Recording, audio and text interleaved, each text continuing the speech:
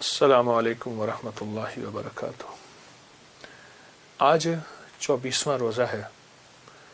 بس 24واں کہتے کہتے دل کی طبیعت میں ایسی گھبراہٹ سی ہوتی ہے کہ رمضان گیا۔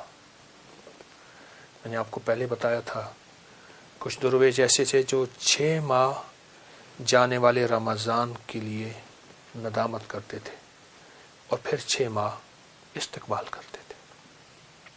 پھر ایسے تھے جو رمضان کا پہلا عشرہ استقبال کرتے تھے، دوسرے عشرے میں خوف کرتے تھے کہ گیا، اور تیسرے عشرے میں ندامت ہوتی تھی کہ رمضان چلا گیا۔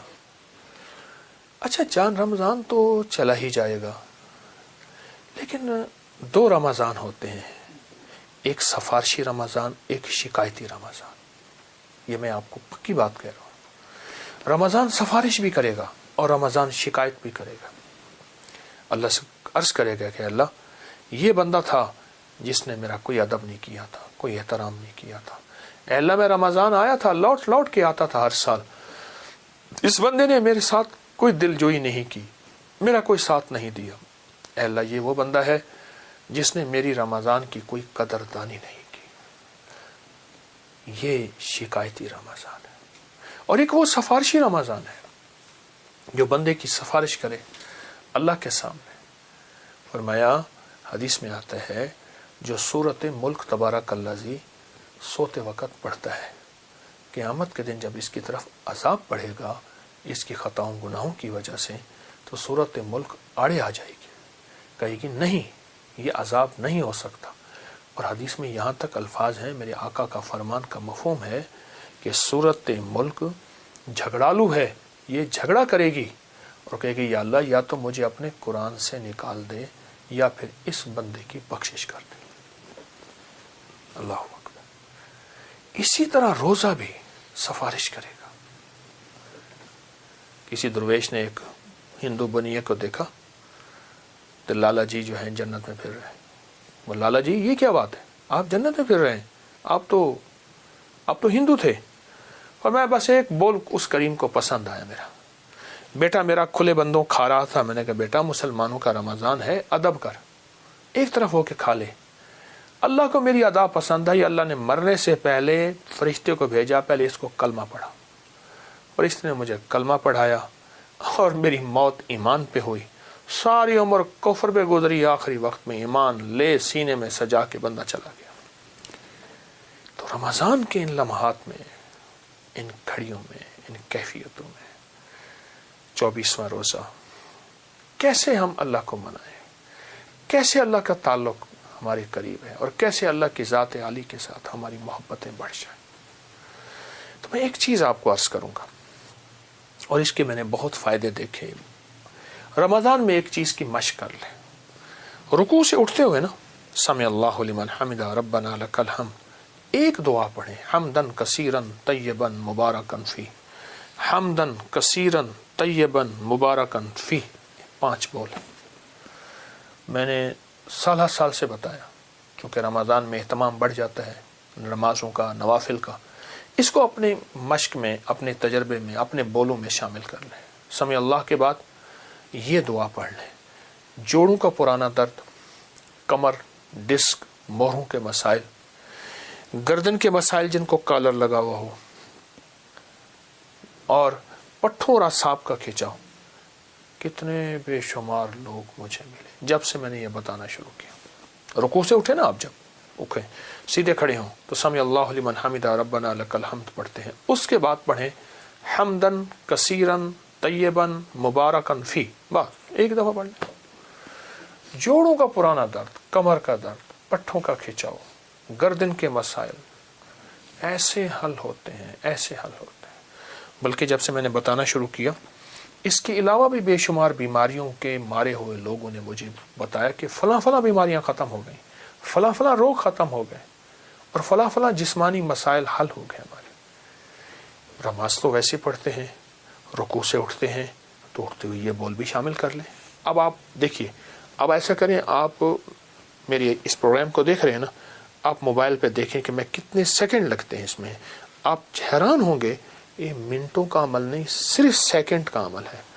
حمدن کثیرن طیبن مبارکن فی، چند سیکنڈ کا کام ہے، اور چند سیکنڈ میں رب راضی۔ وہ کیسے راضی؟ فرمایا جو بندہ یہ بول پڑھتا ہے 13 فرشتوں کی ڈیوٹی لگتی ہے کہ اس کی نیکیاں لکھو، اور فرشتے لکھتے لکھتے تھک جاتے ہیں، اس کی نیکیاں نہیں لکھ سکتے۔ تو یہ بھی ساتھ شامل کر لیں اپنے روزوں میں، اس چھوٹے سے بول کو، جس کے دنیا کے بھی فائدے، جس کے آخرت کے فائدے، جس کی دنیا کے بھی برکت، جس کی آخرت کی برکت۔ اللہ تو بڑا کریم ہے، بندے کے بولوں پہ اللہ پاک دنیا بھی دے دیتا ہے، آخرت بھی، رضا بھی، صحت بھی، شفا بھی، عطا بھی، وہ کریم دے دیتا ہے۔ تو انشاءاللہ ان بولوں پہ اپنی توجہ بڑھائیں، ان بولوں پہ اپنا دھیان بڑھائیں، اور ضرور بڑھائیں گے۔ ایک چوٹکا بھی ساتھ ساتھ دیتا جاؤں، میری چاہت ہے کہ جسمانی صحت بھی ہو، روحانی صحت بھی ہو، جسمانی فٹنس بھی ہو، روحانی فٹنس بھی ہو۔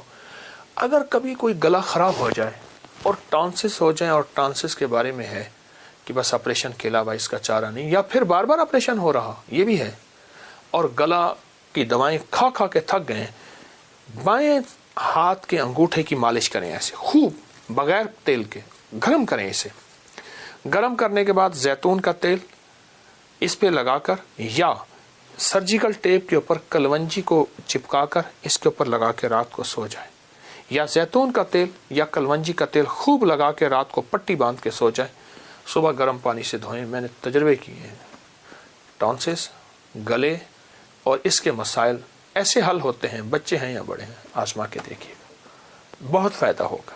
یہ رمضان کی برکات ہیں، یہ اس کریم کی عنایات ہیں، انشاءاللہ اللہ اپنی عنایات سے ہمیں محروم نہیں کرے گا۔ اگر آپ کے اوپر کوئی جادو ہے، نظر بد ہے، اثرات ہیں، بندش ہے، جناتی دنیا ہے، گھر میں چھیڑ چھڑی ہوئی ہے، گھر میں فقر ہے، گھر میں جھگڑے ہیں، گھر میں لڑائیاں ہیں، روٹی روزی نہیں ہے، فقر اور غربت ہے، ایک بیماری ختم نہیں ہوتی دوسری ختم نہیں ہوتی تیسری، گھر کے اندر کسی کونے سے آوازیں، چیزیں، کہیں سے بدبو چھینٹے، کہیں خون کے دھبے، کوئی جادوئی اثرات ہیں، کوئی جناتی اثرات ہیں، کوئی جادوئی اور جناتی چیزیں آپ کے ساتھ ہیں، اور اس آیت کو 3 دفعہ پڑھنا ہے۔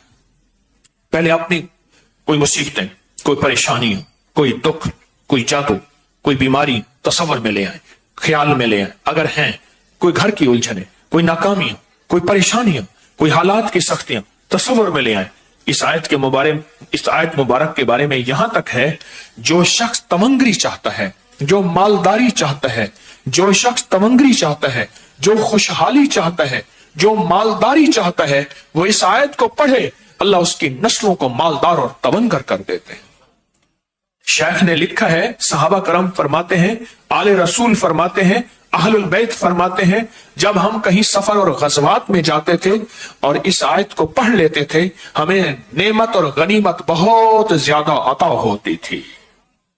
جو شخص تمنگری چاہتا ہے، خوشحالی چاہتا ہے، آج اس مجمع میں انشاءاللہ قرضے ختم، بیماریاں ختم، دکھ ختم، جادو ختم۔ میں نے لفظ انشاءاللہ کہا ہے، اس سے مراد اللہ ہی کرے گا، اس سے مراد اللہ ہی سے ہوتا، اور اللہ کے نام کی طاقت، اللہ کے کلام کی طاقت اور اس کلام الہی کی برکت سے انشاءاللہ تعالی آج اٹھنے سے پہلے رب کریمی کے فیصلے کر دے گا۔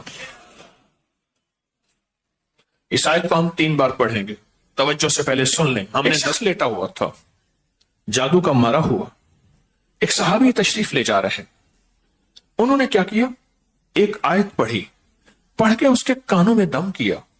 میرے آقا نے پوچھا کیا پڑھا؟ یا رسول اللہ یہ سارا آپ کا ہی فیض ہے، یہ تیرے ہی دم سے ہے۔ انہوں نے کہا آقا آپ کا فیض ہے۔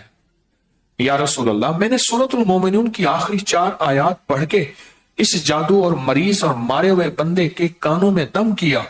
اب سنیں میرے آقا نے کیا فرمایا، اور سبحان اللہ کہیں، اور میرے حضور نے کیا فرمایا۔ میرے آقا نے فرمایا قسم ہے اس ذات کی جس کے قبضے میں محمد کی جان ہے، اگر کوئی یقین سے، بس یہ لفظ ذرا یقین کو غور سے سن لے، اور یقین کو یقین سے سن لے، یقین کو یقین سے سن لے۔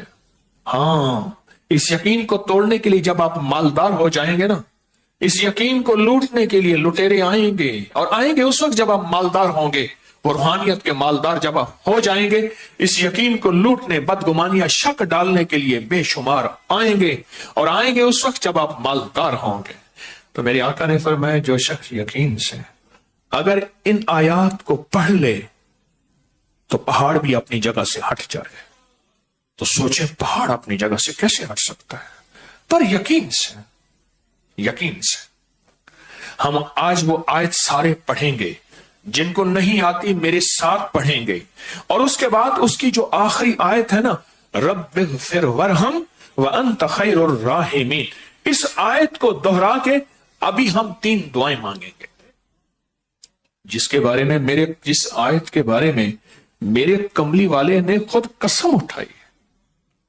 سوچیں، آخری چیز ہے قسم اٹھانا، اور خود ساری کائنات کے رحمت للعالمین قسم اٹھا رہے، اور کسی چیز کو قسم اٹھا کے بیان کر رہے۔ سوچیں اس میں کوئی شک ہو سکتا ہے؟ کسی قسم کا کوئی شک؟ اس کی عطا اس لیے تو ہے کہ بندوں کی مشکلیں دور ہو جائیں، بندوں کی مصیبتیں دور ہو جائیں، بندوں کی ناکامیاں ختم ہو جائیں، اور ان کے حالات بہتر ہو جائیں۔ اور اگر جادو جناتی ہے تو ختم ہوگا، انسانی ہے تو ختم ہوگا، سفلی ہے تو ختم ہوگا، کالا ہے تو ختم ہوگا، کتے کی کھوپڑی پہ ہے تو ختم ہوگا، بندر کی کھوپڑی پہ ہے تو ختم ہوگا، خنزیر کی ہڈی یا کھوپڑی پہ ہے تو ختم ہوگا، بندر کے خون سے لکھا ہوا ہے تو ختم ہوگا، اور کوئی کالے سے کالا، ناپاک سے ناپاک جادو ختم ہوگا۔ کیوں؟ جادو طاقتور یا میرے رب کا فرمان طاقتور ہے؟ میرے اللہ کی قسمیں، فرمان طاقتور ہے۔ اس آیت کو پڑھیں گے ایک دفعہ، اور وہ ایک دفعہ نہیں ہوگی، اتنا بڑا مجمع ہے، پوری دنیا میرے ساتھ اس وقت بیٹھی ہے، محبت کرنے والی، محبت کرنے والے، اللہ کی نیک بندیاں اور بندے بیٹھے ہیں۔ اتنے بڑے مجمع میں ایک دفعہ نہیں ہوگا، پتہ نہیں کتنی دفعہ ہوگا، بے شمار دفعہ پڑھا جائے۔ اس آیت کو 3 بار پڑھیں گے، جن کو آتا نہیں میرے ساتھ پڑھتے جائیں گے۔ اس کی جو آخری آیت ہے نا، رب اغفر ورحم وانت خیر الراحمین وانت خیر الراحمین وانت خیر اس کو پھر ہم دعا کی شکل میں پڑھیں گے، اس کی دعا کریں گے۔ آج 3 دعائیں ہوں گی۔ یہ پہلی دعا ہے، ایک وظیفہ پڑھیں گے، دعا ہوگی، پھر دوسری دعا ہوگی، پھر تیسری دعا ہوگی۔ آج 3 دعائیں ہیں۔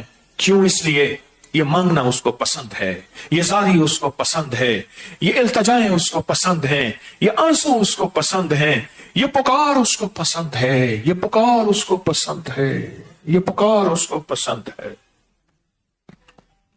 یہ پکار اس کو پسند ہے۔ اب ہم وہ آیت پڑھیں گے، سورۃ المومنون کی آخری 4 آیات، آخری، جس کے بارے میں وعدے ہیں، غربت ختم ہونے کے وعدے۔ اب گنتے جائیں گے، 1 جادو کے وعدے، 2 زور سے کہیں، جنات کے وعدے ختم ہونے، نظر بد، سخت سفلی عمل، کتے کا عمل، بندر کی کھوپڑی پہ عمل، خنزیر کی ہڈی کھوپڑی پہ عمل، ناپاک سے خون سے لکھا ہوا جادو، اور سخت فقر، مفلسی، غربت، یہ ختم ہونے کے وعدے وعدے وعدے وعدے۔ اس آیت کو 3 بار پڑھیں گے، غور سے سمجھیے گا، ان ساری مصیبتوں اور پریشانیوں کو تصور میں رکھ کے، پر یقین ہو، میرے حضور نے فرمایا قسم اس ذات کی جس کے قبضے میں محمد کی جان ہے، کوئی یقین سے اگر یہ آیات پڑھ لے، یقین سے، ہاں ایک وقت آئے گا، ایک وقت آئے گا جب آپ عروج پہ ہوں گے، روح کی دنیا عروج پہ ہوگی، تسبیحات وظائف عروج پہ ہوں گے، اس وقت یقین پہ ڈاکہ ڈالنے والی ایک ہوا چلے گی، اور یقین کو ختم کرنے والی ایک ہوا چلے گی، اور پتہ لگے گا کہ کون عاشق ہیں، کون دیوانے ہیں، کون اس بے یقینی کی ہوا کے اندر اڑ جاتے ہیں۔ الحمدللہ یقین سے چلنے والے، جذبے والے بیٹھے ہیں، آئیں پڑھتے ہیں، پڑھیں اعوذ باللہ من الشیطان الرجیم، بسم اللہ الرحمن الرحیم، افحسبتم انما خلقناکم عبثا وانکم الینا لا ترجعون فتعالى اللہ الملک الحق